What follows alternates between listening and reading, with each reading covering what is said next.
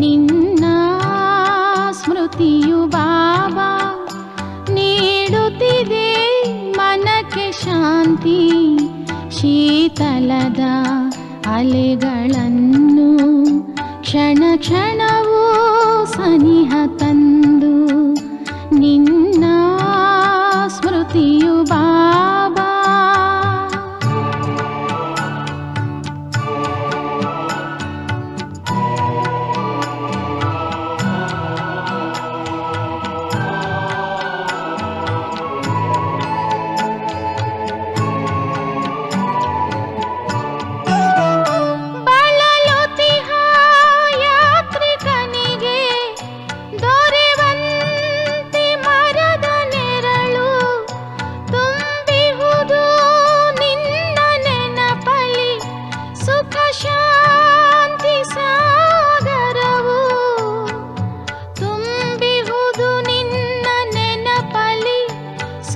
ಶಾಂತಿ ಸಾಗರವು ಜೀವನದ ಅನುಭವಗಳ ರತ್ನಗಳ ಪಡೆದು ನಾವು ನಿನ್ನ ಸ್ಮೃತಿಯು ಬಾಬಾ.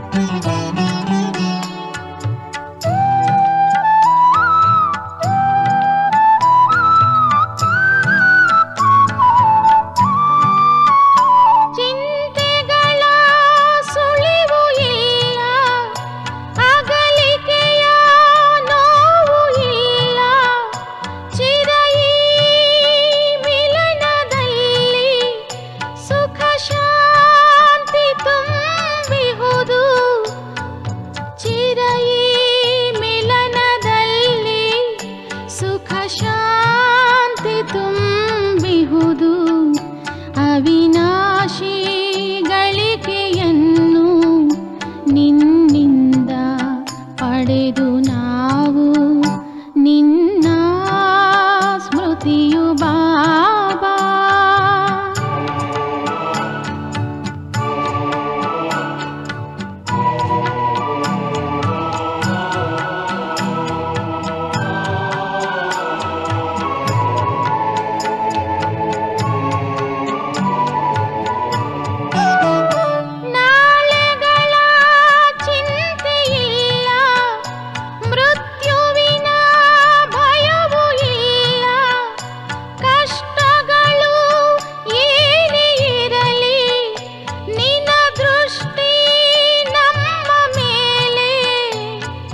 ಕಷ್ಟಗಳು ಏನೇ ಇರಲಿ ನಿನ್ನ ದೃಷ್ಟಿ ನಮ್ಮ ಮೇಲೆ.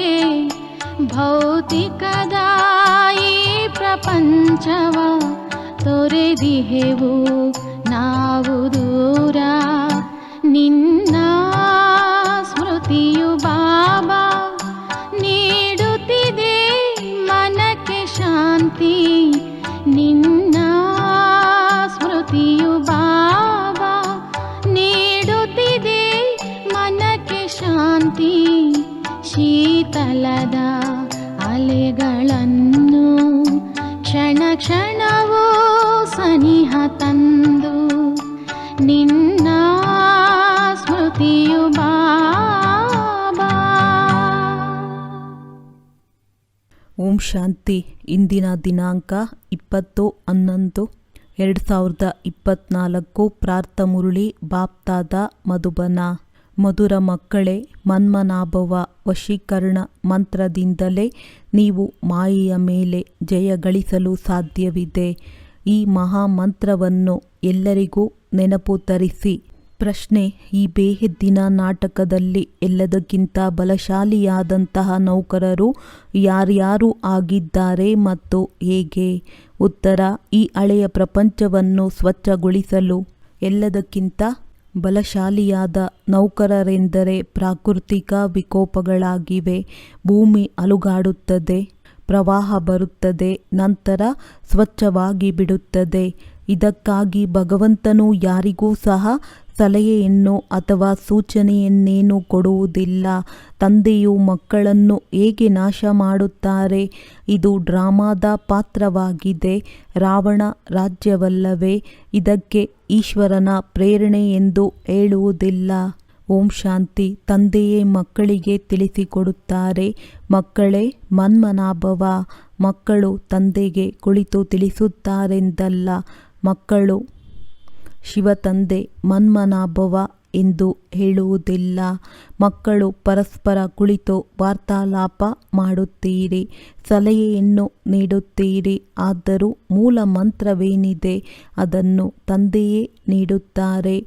ಗುರುಜನರು ಮಂತ್ರವನ್ನು ನೀಡುತ್ತಾರೆ. ಈ ಪದ್ಧತಿಯು ಎಲ್ಲಿಂದ ಬಂದಿತು? ತಂದೆಯು ಯಾವ ಹೊಸ ಸೃಷ್ಟಿಯನ್ನು ರಚಿಸುವಂಥವರಾಗಿದ್ದಾರೆ, ಅವರೇ ಮೊಟ್ಟ ಮೊದಲು ಮನ್ಮನಾಭವದ ಮಹಾಮಂತ್ರವನ್ನು ಕೊಡುತ್ತಾರೆ. ಇದರ ಹೆಸರೇ ವಶೀಕರಣ ಮಂತ್ರ, ಅರ್ಥಾತ್ ಮಾಯೆಯ ಮೇಲೆ ಜಯ ಗಳಿಸುವಂತಹ ಮಂತ್ರವಾಗಿದೆ. ಇದನ್ನು ಆಂತರ್ಯದಲ್ಲಿ ಜಪಿಸುವುದಲ್ಲ, ಅರ್ಥ ಮಾಡಿಕೊಳ್ಳಬೇಕಾಗುತ್ತದೆ. ತಂದೆಯು ಅರ್ಥಸಹಿತವಾಗಿ ತಿಳಿಸಿಕೊಡುತ್ತಾರೆ. ಬಲೆ ಗೀತೆಯಲ್ಲಿದೆ, ಆದರೆ ಅರ್ಥಸಹಿತವಾಗಿ ಯಾರೂ ತಿಳಿದುಕೊಂಡಿಲ್ಲ. ಗೀತೆಯನ್ನು ನುಡಿಸುವಂತಹ ಸಂದರ್ಭ ಇದಾಗಿದೆ. ಹೆಸರನ್ನು ಬದಲಾವಣೆ ಮಾಡಲಾಗಿದೆ. ಎಷ್ಟು ದೊಡ್ಡ ದೊಡ್ಡ ಪುಸ್ತಕ ಮುಂತಾದವು ಭಕ್ತಿ ಮಾರ್ಗದಲ್ಲಾಗಿವೆ. ವಾಸ್ತವದಲ್ಲಿ ಇದನ್ನು ಮಕ್ಕಳಿಗೆ ಬಾಯಿಯಿಂದಲೇ ತಿಳಿಸುತ್ತಾರೆ. ತಂದೆಯಲ್ಲಿ ಜ್ಞಾನವಿದೆ, ಮಕ್ಕಳಲ್ಲಿಯೂ ಆತ್ಮವೇ ಜ್ಞಾನದ ಧಾರಣೆ ಮಾಡುತ್ತದೆ. ಬಾಕಿ ಕೇವಲ ಸಹಜ ಮಾಡಿ ತಿಳಿಸಿಕೊಡುವುದಕ್ಕಾಗಿ ಈ ಚಿತ್ರ ಮೊದಲಾದವುಗಳನ್ನು ಮಾಡಲಾಗುತ್ತದೆ. ನೀವು ಮಕ್ಕಳ ಬುದ್ಧಿಯಲ್ಲಿ ಇದೆಲ್ಲ ಜ್ಞಾನವಿದೆ, ನಿಮಗೆ ತಿಳಿದಿದೆ. ಅವಶ್ಯವಾಗಿ ಆದಿ ಸನಾತನ ದೇವಿ ದೇವತಾ ಧರ್ಮವಿತ್ತು. ಆಗ ಮತ್ಯಾವುದೇ ಖಂಡಗಳಿರಲಿಲ್ಲ. ಈ ಎಲ್ಲ ಖಂಡಗಳೆಲ್ಲವೂ ನಂತರದಲ್ಲಾಗಿವೆ. ಆದ್ದರಿಂದ ಆ ಚಿತ್ರವನ್ನು ಒಂದು ಮೂಲೆಯಲ್ಲಿಡಬೇಕು. ಅಲ್ಲಿ ನೀವು ತೋರಿಸುತ್ತೀರಿ, ಭಾರತದಲ್ಲಿ ಇವರ ರಾಜ್ಯವಿತ್ತು, ಆಗ ಮತ್ಯಾವುದೇ ಧರ್ಮವಿರಲಿಲ್ಲ. ಈಗಂತೂ ಎಷ್ಟೊಂದು ಧರ್ಮಗಳಿವೆ. ಮತ್ತೆ ಅಂತಿಮದಲ್ಲಿಯೂ ಇವೆಲ್ಲವೂ ಇರುವುದಿಲ್ಲ. ಇದು ತಂದೆಯ ಯುಕ್ತಿಯಾಗಿದೆ. ಪಾಪ ಮನುಷ್ಯರಿಗಂತೂ ಎಷ್ಟೊಂದು ಚಿಂತೆಯಾಗಿದೆ. ನೀವು ಮಕ್ಕಳು ತಿಳಿದುಕೊಳ್ಳುತ್ತೀರಿ, ಇದಂತೂ ಸಂಪೂರ್ಣ ಸರಿಯಾಗಿದೆ. ತಂದೆಯು ಬಂದು ಬ್ರಹ್ಮರವರ ಮೂಲಕ ಸ್ಥಾಪನೆ ಮಾಡುತ್ತಾರೆಂದು ಬರೆಯಲ್ಪಟ್ಟಿದೆ. ಯಾವುದರ ಸ್ಥಾಪನೆ? ಹೊಸ ಪ್ರಪಂಚದ ಸ್ಥಾಪನೆ. ಜಮುನಾ ನದಿಯ ತೀರವು ರಾಜಧಾನಿಯಾಗಿದೆ. ಅಲ್ಲಿ ಒಂದೇ ಧರ್ಮವಿರುತ್ತದೆ. ಮಾನವ ವಂಶವೃಕ್ಷವು ಬಹಳ ಚಿಕ್ಕದಾಗಿರುತ್ತದೆ. ಈ ವೃಕ್ಷದ ಜ್ಞಾನವನ್ನೂ ಸಹ ತಂದೆಯೇ ಕೊಡುತ್ತಾರೆ. ಚಕ್ರದ ಜ್ಞಾನವನ್ನೂ ಸಹ ಕೊಡುತ್ತಾರೆ. ಸತ್ಯಯುಗದಲ್ಲಿ ಒಂದೇ ಭಾಷೆ ಇರುತ್ತದೆ, ಮತ್ಯಾವುದೇ ಭಾಷೆ ಇರುವುದಿಲ್ಲ. ನೀವು ಸಿದ್ಧ ಮಾಡಬಹುದು, ಒಂದೇ ಭಾರತವಿತ್ತು, ಒಂದೇ ರಾಜ್ಯವಿತ್ತು, ಒಂದೇ ಭಾಷೆಯಿತ್ತು. ಸ್ವರ್ಗದಲ್ಲಿ ಸುಖ ಶಾಂತಿ ಇತ್ತು. ದುಃಖದ ಹೆಸರು ಗುರುತು ಇರಲಿಲ್ಲ. ಆರೋಗ್ಯ, ಐಶ್ವರ್ಯ, ಸಂತೋಷ ಎಲ್ಲವೂ ಇತ್ತು. ಭಾರತವು ಹೊಸದಾಗಿದ್ದಾಗ ಆಯಸ್ಸು ಸಹ ಬಹಳ ದೀರ್ಘವಾಗಿತ್ತು, ಏಕೆಂದರೆ ಪವಿತ್ರತೆ ಇತ್ತು. ಪವಿತ್ರತೆಯಲ್ಲಿ ಮನುಷ್ಯರು ಆರೋಗ್ಯವಂತರಾಗಿರುತ್ತಾರೆ.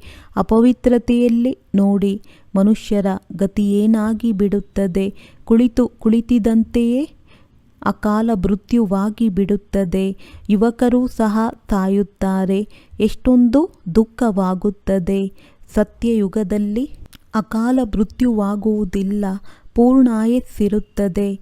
ಪೀಳಿಗೆಯವರೆಗೆ ಅರ್ಥಾತ್ ವೃದ್ಧಾಪ್ಯದವರೆಗೆ ಯಾರೂ ಸಾಯುವುದಿಲ್ಲ. ಯಾರಿಗೆ ತಿಳಿಸುತ್ತೀರೋ ಇದನ್ನು ಬುದ್ಧಿಯಲ್ಲಿ ಕುಳ್ಳರಿಸಬೇಕು. ಬೇಹದ್ದಿನ ತಂದೆಯನ್ನು ನೆನಪು ಮಾಡಿ. ಅವರೇ ಪತಿತ ಪಾವನನಾಗಿದ್ದಾರೆ, ಸದ್ಗತಿದಾತನಾಗಿದ್ದಾರೆ. ನಿಮ್ಮ ಬಳಿ ಆ ನಕ್ಷೆಯೂ ಇರಬೇಕು. ಆಗ ಸಿದ್ಧ ಮಾಡಿ ತಿಳಿಸಬಲ್ಲಿರಿ. ಇಂದಿನ ನಕ್ಷೆಯು ಇದಾಗಿದೆ, ನೆನ್ನೆಯ ನಕ್ಷೆಯು ಹೀಗಿತ್ತು ಎಂದು ಹೇಳಬೇಕು. ಕೆಲವರಂತೂ ಸರಿಯಾಗಿ ಕೇಳುವುದೂ ಇಲ್ಲ ಅಂದಾಗ ಇದನ್ನು ಪೂರ್ಣ ತಿಳಿಸಬೇಕಾಗುತ್ತದೆ. ಈ ಭಾರತವು ಅವಿನಾಶಿ ಖಂಡವಾಗಿದೆ. ಈ ದೇವಿ ದೇವತಾ ಧರ್ಮವಿದ್ದಾಗ ಮತ್ಯಾವ ಖಂಡವೂ ಇರಲಿಲ್ಲ. ಈಗ ಆದಿ ಸನಾತನ ದೇವಿ ದೇವತಾ ಧರ್ಮವಿಲ್ಲ. ಈ ಲಕ್ಷ್ಮೀ ನಾರಾಯಣರು ಎಲ್ಲಿಗೆ ಹೋದರೆಂಬುದು ಯಾರೂ ತಿಳಿಸಲು ಸಾಧ್ಯವಿಲ್ಲ. ತಿಳಿಸುವ ಶಕ್ತಿಯೂ ಯಾರಲ್ಲಿಯೂ ಇಲ್ಲ. ನೀವು ಮಕ್ಕಳು ಇದನ್ನು ಬಹಳ ಚೆನ್ನಾಗಿ ರಹಸ್ಯಯುಕ್ತವಾಗಿ ತಿಳಿಸಬಲ್ಲಿರಿ.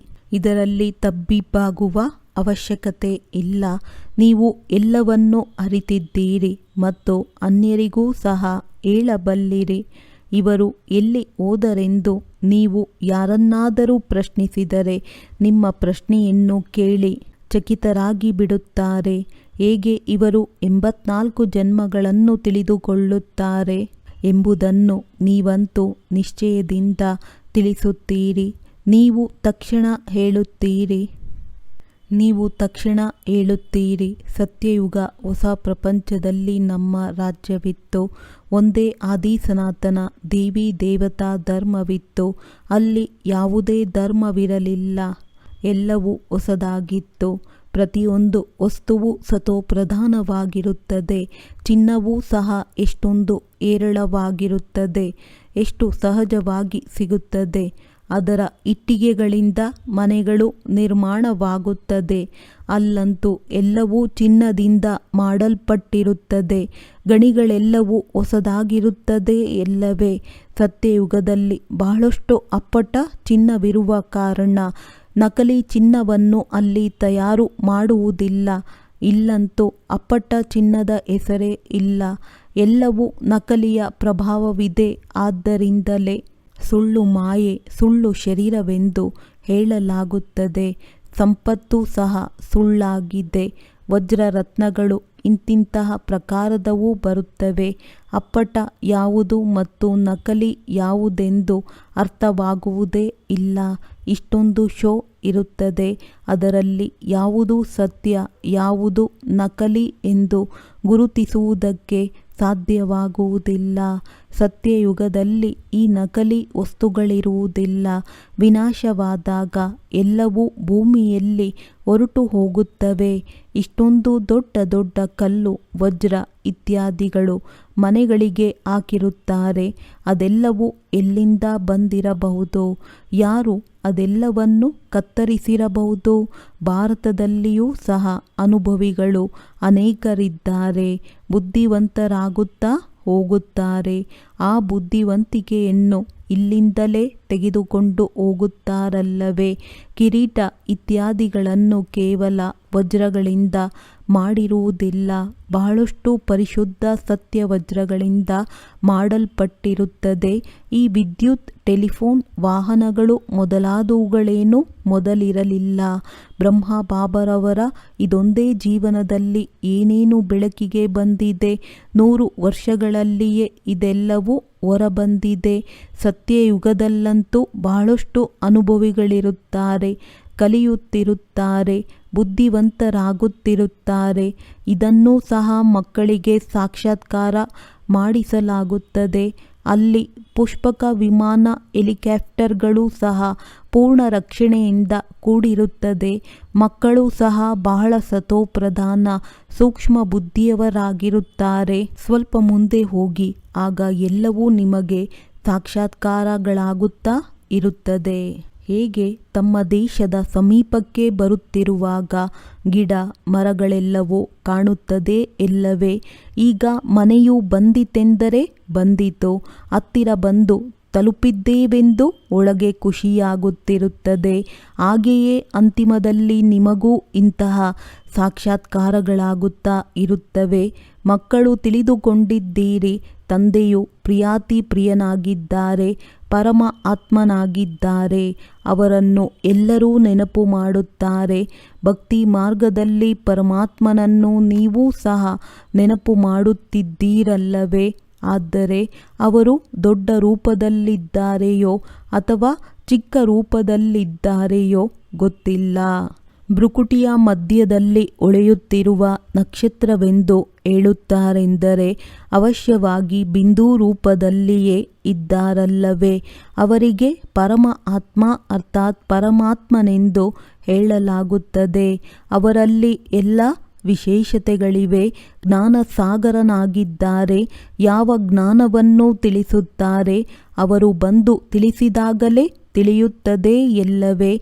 ನೀವು ಸಹ ಮೊದಲು ತಿಳಿದುಕೊಂಡಿರಲಿಲ್ಲ, ಕೇವಲ ಭಕ್ತಿಯನ್ನೇ ತಿಳಿದುಕೊಂಡಿದ್ದೀರಿ. ಈಗಂತೂ ನೀವು ತಿಳಿದುಕೊಳ್ಳುತ್ತೀರಿ. ಆಶ್ಚರ್ಯವಾಗಿದೆ. ಆತ್ಮವನ್ನು ಈ ಕಣ್ಣುಗಳಿಂದ ನೋಡಲು ಸಾಧ್ಯವಿಲ್ಲ. ಆದ್ದರಿಂದ ತಂದೆಯನ್ನೂ ಸಹ ಮರೆತು ಹೋಗುತ್ತಾರೆ. ನಾಟಕದಲ್ಲಿ ಪಾತ್ರವೇ ಹೀಗಿದೆ. ಯಾರನ್ನು ವಿಶ್ವದ ಮಾಲೀಕರನ್ನಾಗಿ ಮಾಡುತ್ತಾರೆಯೋ ಅವರ ಹೆಸರನ್ನು ಹಾಕುತ್ತಾರೆ ಮತ್ತು ಆ ರೀತಿ ಮಾಡುವವರ ಹೆಸರನ್ನು ಮರೆಮಾಡಿಬಿಡುತ್ತಾರೆ. ಕೃಷ್ಣನಿಗೆ ತ್ರಿಲೋಕಿನಾಥ ವೈಕುಂಠನಾಥನೆಂದು ಹೇಳುತ್ತಾರೆ. ಅರ್ಥವನ್ನೇನೂ ತಿಳಿದುಕೊಂಡಿಲ್ಲ. ಕೇವಲ ತಮ್ಮ ದೊಡ್ಡಸ್ತಿಕೆಯನ್ನು ತೋರಿಸುತ್ತಾರೆ.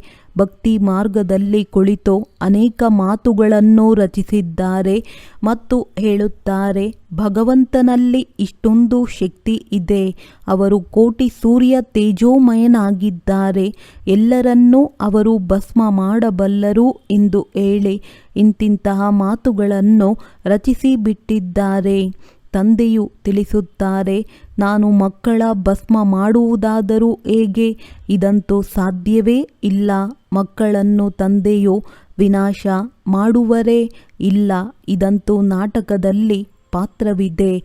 ಹಳೆಯ ಪ್ರಪಂಚವು ಸಮಾಪ್ತಿಯಾಗಲಿದೆ. ಹಳೆಯ ಪ್ರಪಂಚದ ವಿನಾಶಕ್ಕಾಗಿ ಈ ಪ್ರಾಕೃತಿಕ ವಿಕೋಪಗಳೆಲ್ಲವೂ ನೌಕರರಾಗಿವೆ. ಎಷ್ಟು ಶಕ್ತಿಶಾಲಿ ನೌಕರರಾಗಿದ್ದಾರೆ. ಅವಕ್ಕೆ ವಿನಾಶ ಮಾಡಿ ಎನ್ನುವುದು ತಂದೆಯ ಆದೇಶವಾಗಿದೆ ಎಂದಲ್ಲ. ತಂದೆಯು ಆದೇಶ ನೀಡುವುದಿಲ್ಲ. ಬಿರುಗಾಳಿಗಳು ಬರುತ್ತವೆ, ಬರಗಾಲವಾಗುತ್ತದೆ. ಈ ರೀತಿ ಮಾಡಿ ಎಂದು ಭಗವಂತನು ಪ್ರಾಕೃತಿಕ ವಿಕೋಪಗಳಿಗೆ ತಿಳಿಸುತ್ತಾರೆ. ಎಂದಿಗೂ ಇಲ್ಲ. ಇದು ನಾಟಕದಲ್ಲಿ ಪಾತ್ರವಿದೆ. ಬಾಂಬುಗಳನ್ನು ತಯಾರು ಮಾಡಿ ಎಂದು ತಂದೆಯು ಹೇಳುವುದಿಲ್ಲ. ಇದೆಲ್ಲವೂ ರಾವಣನ ಮತವಾಗಿದೆ. ಇದು ಮಾಡಲ್ಪಟ್ಟಂತಹ ನಾಟಕವಾಗಿದೆ. ರಾವಣ ರಾಜ್ಯವಾಗಿರುವುದರಿಂದ ಆಸುರಿ ಬುದ್ಧಿಯವರಾಗಿ ಬಿಡುತ್ತಾರೆ. ಎಷ್ಟೊಂದು ಮಂದಿ ಸಾವನ್ನಪ್ಪುತ್ತಾರೆ. ಕೊನೆಗೆ ಎಲ್ಲವನ್ನೂ ಸುಟ್ಟು ಹಾಕುತ್ತಾರೆ. ಇದು ಮಾಡಲ್ಪಟ್ಟ ಆಟವಾಗಿದೆ. ಇದು ಪುನರಾವರ್ತನೆಯಾಗುತ್ತದೆ. ಬಾಕಿ ಶಂಕರನು ಕಣ್ಣನ್ನು ತೆರೆಯುವುದರಿಂದ ವಿನಾಶವಾಗಿ ಬಿಡುತ್ತದೆ ಎಂದಲ್ಲ. ಇದಕ್ಕೆ ಈಶ್ವರೀಯ ವಿಕೋಪಗಳು ಎಂದು ಹೇಳುವುದಿಲ್ಲ. ಇವು ಪ್ರಾಕೃತಿಕ ವಿಕೋಪಗಳಾಗಿವೆ. ಈಗ ತಂದೆಯು ನೀವು ಮಕ್ಕಳಿಗೆ ಶ್ರೀಮತವನ್ನು ಕೊಡುತ್ತಿದ್ದಾರೆ. ಯಾರಿಗೂ ದುಃಖ ಕೊಡುವ ಮಾತೇ ಇಲ್ಲ. ತಂದೆಯಂತೂ ಸುಖದ ಮಾರ್ಗವನ್ನು ತಿಳಿಸುವವರಾಗಿದ್ದಾರೆ. ನಾಟಕದ ಯುಕ್ತಿಯ ಅನುಸಾರ ಮನೆಯು ಹಳೆಯದಾಗುತ್ತಲೇ ಹೋಗುತ್ತದೆ. ತಂದೆಯೂ ಸಹ ತಿಳಿಸುತ್ತಾರೆ, ಈಗ ಇಡೀ ಪ್ರಪಂಚವೇ ಹಳೆಯದಾಗಿ ಬಿಟ್ಟಿದೆ. ಇದು ಸಮಾಪ್ತಿಯಾಗಬೇಕು. ಪರಸ್ಪರ ಹೇಗೆ ಹೊಡೆದಾಡುತ್ತಾರೆಂದು ನೋಡಿ. ಆಸುರಿ ಬುದ್ಧಿಯಲ್ಲವೇ ಈಶ್ವರೀಯ ಬುದ್ಧಿಯವರಾಗಿದ್ದಾಗ ಯಾವುದೇ ಸಾಯಿಸುವ ಮೊದಲಾದ ಮಾತಿಲ್ಲ. ತಂದೆಯು ತಿಳಿಸುತ್ತಾರೆ, ನಾನು ಎಲ್ಲರ ತಂದೆಯಾಗಿದ್ದೇನೆ. ನನಗೆ ಎಲ್ಲರ ಪ್ರತಿ ಪ್ರೀತಿ ಇದೆ. ತಂದೆಯು ಇಲ್ಲಿ ನೋಡುತ್ತಾರೆ. ಮತ್ತೆ ಗಮನವು ಯಾರಿಗೆ ತಂದೆಯಲ್ಲಿ ಬಹಳ ಪ್ರೀತಿ ಇರುತ್ತದೆಯೋ ಅಂತಹ ಅನನ್ಯ ಮಕ್ಕಳ ಕಡೆ ದೃಷ್ಟಿ ಹೋಗುತ್ತದೆ. ಮಕ್ಕಳು ಸೇವೆಯನ್ನು ಮಾಡುತ್ತಾರೆ. ಇಲ್ಲಿ ಕುಳಿತಿದ್ದಂತೆಯೇ ತಂದೆಯ ದೃಷ್ಟಿಯು ಸೇವಾದಾರಿ ಮಕ್ಕಳ ಕಡೆ ಹೊರಟು ಹೋಗುತ್ತದೆ. ಕೆಲವೊಮ್ಮೆ ಡೆಹ್ರಾಡೂನ್, ಕೆಲವೊಮ್ಮೆ ಮೀರಟ್, ಕೆಲವೊಮ್ಮೆ ದೆಹಲಿ. ಯಾವ ಮಕ್ಕಳು ನನ್ನನ್ನು ನೆನಪು ಮಾಡುವರೋ ನಾನು ಸಹ ಅವರನ್ನು ನೆನಪು ಮಾಡುತ್ತೇನೆ. ಯಾರು ನನ್ನನ್ನು ನೆನಪೇ ಮಾಡುವುದಿಲ್ಲವೋ ಅಂಥವರನ್ನು ಸಹ ನಾನು ನೆನಪು ಮಾಡುತ್ತೇನೆ. ಏಕೆಂದರೆ ನಾನು ಎಲ್ಲರನ್ನೂ ಕರೆದುಕೊಂಡು ಹೋಗಬೇಕಾಗಿದೆಯಲ್ಲವೇ. ಯಾರು ನನ್ನ ಮೂಲಕ ಸೃಷ್ಟಿ ಚಕ್ರದ ಜ್ಞಾನವನ್ನು ತಿಳಿದುಕೊಳ್ಳುವರೋ ಅವರು ನಂಬರ್ ವಾರ್ ಶ್ರೇಷ್ಠ ಪದವಿಯನ್ನು ಪಡೆಯುತ್ತಾರೆ. ಇವು ಬೇಹದ್ದಿನ ಮಾತುಗಳಾಗಿವೆ. ಅವರು ಹದ್ದಿನ ಶಿಕ್ಷಕರಾಗಿದ್ದಾರೆ. ಇವರು ಬೇಹದ್ದಿನ ಶಿಕ್ಷಕರಾಗಿದ್ದಾರೆ ಅಂದಾಗ ಮಕ್ಕಳಲ್ಲಿ ಎಷ್ಟೊಂದು ಖುಷಿ ಇರಬೇಕೋ. ತಂದೆಯು ತಿಳಿಸುತ್ತಾರೆ, ಎಲ್ಲರ ಪಾತ್ರವು ಒಂದೇ ರೀತಿ ಇರಲು ಸಾಧ್ಯವಿಲ್ಲ. ಇವರದಂತೂ ಪಾತ್ರವಿತ್ತು, ಆದರೆ ಅವರನ್ನು ಅನುಸರಿಸುವವರು ಕೋಟಿಯಲ್ಲಿ ಕೆಲವರೇ ಕೆಲವರು. ಬಾಬಾ, ನಾನು 7 ದಿನದ ಮಗುವಾಗಿದ್ದೇನೆ, 1 ದಿನದ ಮಗುವಾಗಿದ್ದೇನೆ ಎಂದು ಹೇಳುತ್ತಾರೆ. ಅಂದಾಗ ತಂದೆಯು ಪ್ರತಿಯೊಂದು ಮಾತನ್ನು ತಿಳಿಸುತ್ತಿರುತ್ತಾರೆ. ನದಿಯನ್ನು ಪಾರು ಮಾಡಿ ಬಂದಿದ್ದೀರಿ. ತಂದೆಯು ಬಂದಾಗಿನಿಂದಲೇ ಜ್ಞಾನವು ಆರಂಭವಾಗಿದೆ. ಅವರದ್ದು ಎಷ್ಟೊಂದು ಮಹಿಮೆ ಇದೆ. ಗೀತೆಯ ಅಧ್ಯಾಯವಂತೂ ನೀವು ಜನ್ಮ ಜನ್ಮಾಂತರದಿಂದ ಎಷ್ಟೊಂದು ಬಾರಿ ಓದಿದ್ದೀರಿ. ಎಷ್ಟೊಂದು ಅಂತರವಿದೆ. ಕೃಷ್ಣ ಭಗವಾನು ವಾಚ ಎಲ್ಲಿ, ಶಿವ ಭಗವಾನು ವಾಚ ಎಲ್ಲಿ, ರಾತ್ರಿ ಹಗಲಿನ ಅಂತರವಿದೆ. ಈಗ ನಿಮ್ಮ ಬುದ್ಧಿಯಲ್ಲಿದೆ. ನಾವು ಸತ್ಯಖಂಡದಲ್ಲಿದ್ದೆವು, ಬಹಳ ಸುಖವನ್ನು ನೋಡಿದೆವು. ನೀವು ಮಕ್ಕಳು ಮುಕ್ಕಾಲು ಭಾಗ ಸುಖವನ್ನು ನೋಡುತ್ತೀರಿ. ತಂದೆಯು ನಾಟಕವನ್ನು ಸುಖಕ್ಕಾಗಿ ಮಾಡಿದ್ದಾರೆಯೇ ಹೊರತು ದುಃಖಕ್ಕಾಗಿ ಅಲ್ಲ. ಈ ದುಃಖವಂತೂ ನಿಮಗೆ ಕೊನೆಯಲ್ಲಿ ಸಿಕ್ಕಿದೆ. ಯುದ್ಧವು ಅಷ್ಟು ಬೇಗನೆ ಆಗುವುದಿಲ್ಲ. ನಿಮಗೆ ಬಹಳಷ್ಟು ಸುಖ ಸಿಗುತ್ತದೆ. ಸುಖ ದುಃಖವು ಸಮಪಾಲು ಇದ್ದರೂ ಸಹ ಅಷ್ಟೊಂದು ಮಜಾ ಇರುವುದಿಲ್ಲ. 3500 ವರ್ಷಗಳ ಕಾಲ ಯಾವುದೇ ಯುದ್ಧವಿರುವುದಿಲ್ಲ, ರೋಗವಿರುವುದಿಲ್ಲ. ಇಲ್ಲಂತೂ ನೋಡಿ, ಕಾಯಿಲೆ ಎಂದರೆ ಕಾಯಿಲೆಯೂ ಬರುತ್ತಿವೆ. ಸತ್ಯಯುಗದಲ್ಲಿ ಈ ದವಸ ಧಾನ್ಯಗಳನ್ನು ತಿಂದು ಬಿಡುವಂತಹ ಕೀಟಗಳು ಇರುವುದೇ ಇಲ್ಲ. ಆದ್ದರಿಂದ ಅದರ ಹೆಸರೇ ಆಗಿದೆ ಸ್ವರ್ಗ. ಆದ್ದರಿಂದ ವಿಶ್ವದ ನಕ್ಷೆಯನ್ನು ನೀವು ತೋರಿಸಬೇಕು, ಆಗಲೇ ಅರಿತುಕೊಳ್ಳುತ್ತಾರೆ. ಭಾರತವು ಮೊಟ್ಟ ಮೊದಲಿಗೆ ಈ ರೀತಿ ಇತ್ತು. ಆಗ ಯಾವುದೇ ಧರ್ಮವಿರಲಿಲ್ಲ. ದ್ವಾಪರದಲ್ಲಿ ನಂಬರ್ ವಾರ್ ಆಗಿ ಧರ್ಮ ಸ್ಥಾಪನೆ ಮಾಡುವವರು ಬರುತ್ತಾರೆ. ಈಗ ನೀವು ಮಕ್ಕಳಿಗೆ ವಿಶ್ವದ ಚರಿತ್ರೆ ಭೂಗೋಳವು ತಿಳಿದಿದೆ. ನಿಮ್ಮನ್ನು ಬಿಟ್ಟು ಉಳಿದವರೆಲ್ಲರೂ ಸಹ ನೇತಿ ನಾವು ತಂದೆಯನ್ನು ಅರಿತುಕೊಂಡಿಲ್ಲವೆಂದು ಹೇಳಿಬಿಡುತ್ತಾರೆ. ಅವರಿಗೆ ಯಾವುದೇ ನಾಮ ರೂಪ ದೇಶ ಗೊತ್ತಿಲ್ಲವೆಂದು ಹೇಳಿಬಿಡುತ್ತಾರೆ. ನಾಮರೂಪವಿಲ್ಲದಿದ್ದರೆ ಮತ್ತೆ ಯಾವುದೇ ದೇಶವಿರಲು ಸಾಧ್ಯವಿಲ್ಲ. ಮನುಷ್ಯರು ಏನನ್ನೂ ಅರಿತುಕೊಂಡಿಲ್ಲ. ಈಗ ತಂದೆಯು ಯಥಾರ್ಥ ಪರಿಚಯವನ್ನು ನೀವು ಮಕ್ಕಳಿಗೆ ಕೊಡುತ್ತಾರೆ. ಒಳ್ಳೆಯದು. ಮಧುರಾತಿ ಮಧುರ ಅಗಲಿ ಹೋಗಿ ಮರಳಿ ಸಿಕ್ಕಿರುವಂತಹ ಮಕ್ಕಳಿಗೆ ಪ್ರೀತಿಯ ಪಿತಾ ಬಾಪ್ ದಾದಾರವರ ನೆನಪು, ಪ್ರೀತಿ ಹಾಗೂ ನಮಸ್ತೆ. ಆತ್ಮೀಯ ಮಕ್ಕಳಿಗೆ ಆತ್ಮೀಯ ತಂದೆಯ ನಮಸ್ತೆ. ಧಾರಣೆಗಾಗಿ ಮುಖ್ಯ ಸಾರ: ಸದಾ ಅಪಾರ ಖುಷಿ ಇರಲು ಬೇಹದ್ದಿನ ತಂದೆಯು ಯಾವ ಮಾತುಗಳನ್ನು ತಿಳಿಸುವರೋ ಅದರ ಸ್ಮರಣೆ ಮಾಡಬೇಕು ಮತ್ತು ತಂದೆಯನ್ನು ಅನುಸರಿಸುತ್ತಾ ನಡೆಯಬೇಕಾಗಿದೆ. ಸದಾ ಆರೋಗ್ಯವಾಗಿರಲು ಪವಿತ್ರತೆಯನ್ನು ತನ್ನದನ್ನಾಗಿ ಮಾಡಿಕೊಳ್ಳಬೇಕಾಗಿದೆ. ಪವಿತ್ರತೆಯ ಆಧಾರದಿಂದ ಆರೋಗ್ಯ, ಐಶ್ವರ್ಯ ಮತ್ತು ಸಂತೋಷದ ಆಸ್ತಿಯನ್ನು ತಂದೆಯಿಂದ ಪಡೆಯಬೇಕಾಗಿದೆ. ವರದಾನ: ಸರ್ವ ಪ್ರಾಪ್ತಿಗಳನ್ನು ಸ್ಮೃತಿಯಲ್ಲಿ ಇಮರ್ಜಾಗಿಟ್ಟುಕೊಂಡು ಸದಾ ಸಂಪನ್ನರಾಗಿರುವಂತಹ ಸಂತುಷ್ಟ ಆತ್ಮಭವ. ಸಂಗಮ ಯುಗದಲ್ಲಿ ಬಾಪ್ ದಾದಾರವರ ಮೂಲಕ ಏನೆಲ್ಲ ಪ್ರಾಪ್ತಿಗಳಾಗಿವೆ ಅವುಗಳ ಸ್ಮೃತಿ ಇಮರ್ಜ್ ರೂಪದಲ್ಲಿ ಇರಬೇಕು. ಆದ್ದರಿಂದ ಪ್ರಾಪ್ತಿಗಳ ಖುಷಿ ಎಂದು ಹಲ್ಚಲ್ನಲ್ಲಿ ಕೆಳಗೆ ತರುವುದಿಲ್ಲ. ಸದಾ ಅಚಲರಾಗಿರುತ್ತಾರೆ. ಸಂಪನ್ನತೆ ಅಚಲರನ್ನಾಗಿ ಮಾಡುವುದು, ಹಲ್ಚಲ್ನಿಂದ ಬಿಡಿಸುವುದು. ಯಾರು ಸರ್ವ ಪ್ರಾಪ್ತಿಗಳಿಂದ ಸಂಪನ್ನರಾಗಿದ್ದಾರೆ ಅವರು ಸದಾ ರಾಜಿ ಸದಾ ಸಂತುಷ್ಟರಾಗಿರುತ್ತಾರೆ. ಸಂತುಷ್ಟತೆ ಎಲ್ಲಕ್ಕಿಂತ ದೊಡ್ಡ ಖಜಾನೆಯಾಗಿದೆ. ಯಾರ ಬಳಿ ಸಂತುಷ್ಟತೆ ಇದೆ ಅವರ ಬಳಿ ಎಲ್ಲವೂ ಇದೆ. ಅವರು ಇದೇ ಗೀತೆ ಆಡುತ್ತಿರುತ್ತಾರೆ, ಏನು ಪಡೆಯಬೇಕಿತ್ತೋ ಅದನ್ನು ಪಡೆದೆನು. ಸ್ಲೋಗನ್: ಪ್ರೀತಿಯ ಉಯ್ಯಾಲೆಯಲ್ಲೇ ಕುಳಿತು ಬಿಡಿ, ಆಗ ಪರಿಶ್ರಮ ತಾನಾಗಿಯೇ ಬಿಟ್ಟು ಹೋಗುವುದು. ಒಳ್ಳೆಯದು. ಓಂ ಶಾಂತಿ.